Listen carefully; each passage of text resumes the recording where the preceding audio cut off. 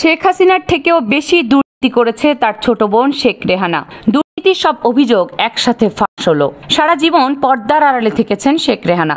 কখনো কোনো সরকারি বা দলীয় পদে তার নাম দেখা যায়নি, অথচ এই আড়াল থেকেই তিনি তার বড় বোন সাবেক প্রধানমন্ত্রী শেখ হাসিনার প্রশ্রয়ে চালিয়ে গেছেন বড় বড় দুর্নীতি আর দুর্নীতির পাহাড় গড়েছেন এবং ক্ষমতার কেন্দ্রবিন্দুতে বসে অসংখ্য কুকীর্তি করেছেন।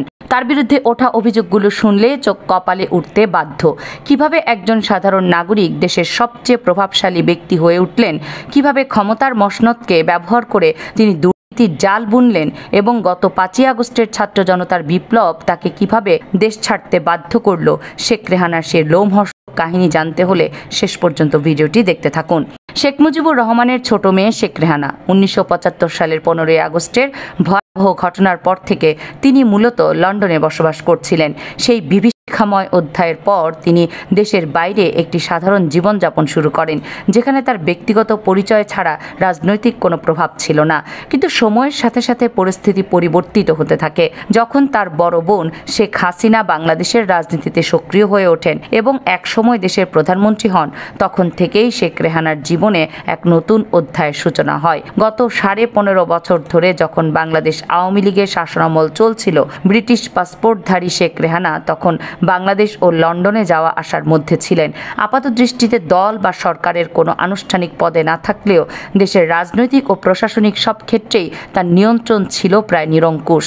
এই আড়াল ছিল তার ক্ষমতার মূল হাতিয়ার। তিনি সরাসরি ক্ষমতা প্রয়োগ না করেও শেখ হাসিনার নিকট আত্মীয় হওয়ার সুবাদে ক্ষমতার কেন্দ্রবিন্দুতে নিজেকে স্থাপন করেন। শেখ রেহানা, যিনি দলীয় নেতাকর্মীদের কাছে ছোট আপা নামেই পরিচিত ছিলেন, তার প্রভাব এতটাই সুদৃঢ় প্রসারী ছিল যে দলের গুরুত্বপূর্ণ পদ, নির্বাচনী মনোনয়ন, এমনকি মন্ত্রিত্ব বন্টনেও তার কোটা ছিল ওপেন সিক্রেট। আওয়ামী শিবিরে ব্যাপকভাবে আলোচনা ছিল যে ওবায়দুল কাদের আওয়ামী লীগের টানা 3বারের সাধারণ সম্পাদক নির্বাচিত হয়েছিলেন শেখ রেহানার অদৃশ্য কোটার বদৌলতেই। এটি কেবল একটি দৃষ্টান্ত মাত্র। এমন অসংখ্য ক্ষেত্রে তার অনুমোদন ছাড়া কোনো গুরুত্বপূর্ণ সিদ্ধান্ত নেওয়া কঠিন ছিল। তার ক্ষমতার মূল কেন্দ্র ছিল দেশের সবচেয়ে গুরুত্বপূর্ণ এবং অর্থ উপার্জনের খাতগুলো, জ্বালানি খাত, সড়ক ও সেতু বিভাগ। এসব ছিল তার একচ্ছত্র নিয়ন্ত্রণে। এসব বড় বড় প্রকল্পের প্রতিটি কমিশন যেত ছোট আপার কাছে।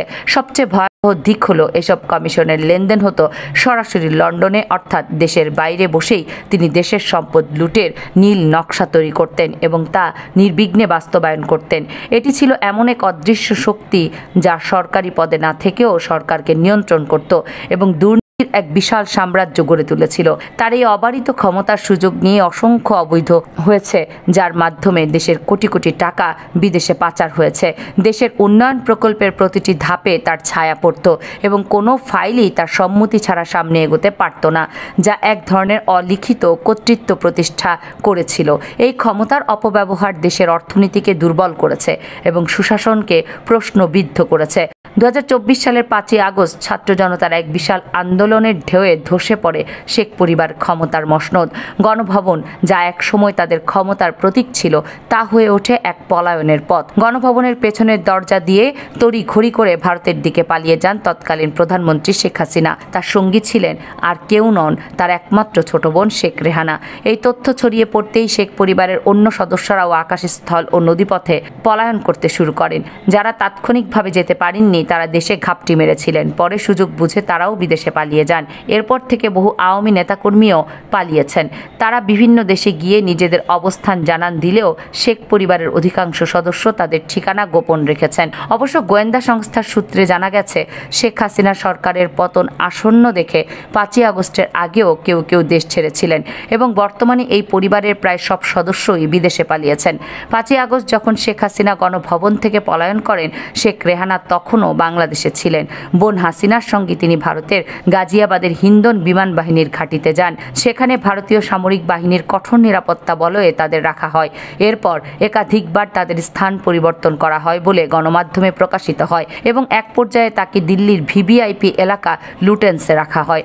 গত মার্চে শেখ হাসিনা কলকাতায় এসেছিলেন বলে সামাজিক যোগাযোগ মাধ্যমে খবর প্রচারিত হলেও তার সত্যতা নিশ্চিত করা যায়নি। তবে তিনি ভারত সরকারের কঠোর নিরাপত্তায় দিল্লিতে অবস্থান করছেন। করছেন বলে জানা গেছে।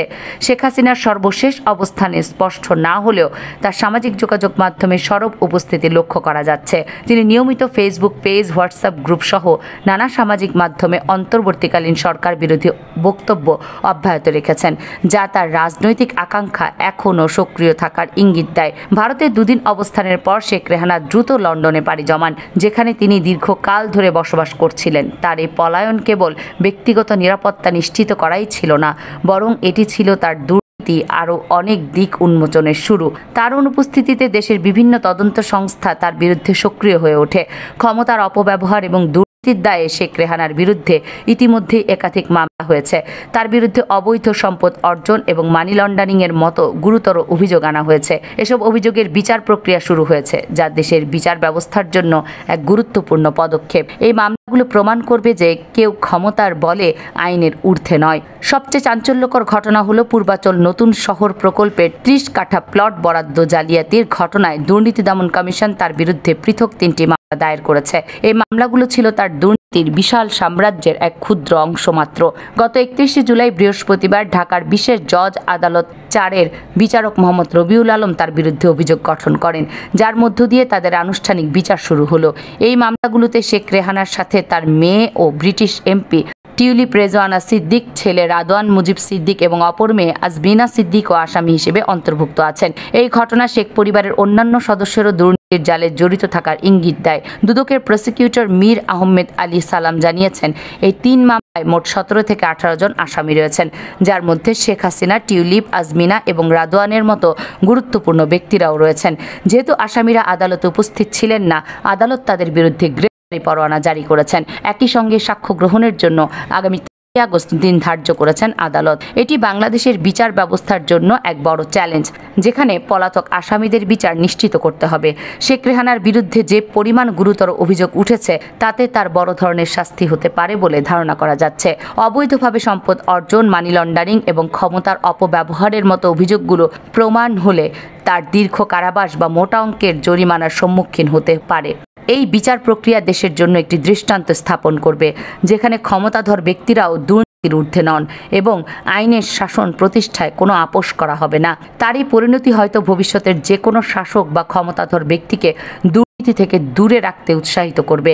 শেখ রেহানার এই পতন কেবল একটি ব্যক্তির পতন নয়, এটি ক্ষমতার অপব্যবহারের এক বিশাল সাম্রাজ্যের পতনের প্রতীক, যা দেশের দুর্নীতিমুক্ত ভবিষ্যতের জন্য একটি শক্তিশালী বার্তা বহন করে। এই বিচারিক প্রক্রিয়া বাংলাদেশের ইতিহাসের এক নতুন অধ্যায় রচনা করবে, যেখানে দুর্নীতির বিরুদ্ধে শূন্য সহনশীলতার নীতি কার্যকর হবে। কামরুন নাহার, রাখি, কেএনআর মিডিয়া।